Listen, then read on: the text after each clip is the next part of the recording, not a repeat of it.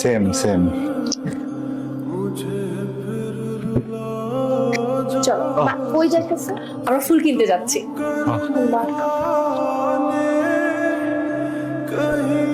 এই মেয়ের সাথে এত কি তোর?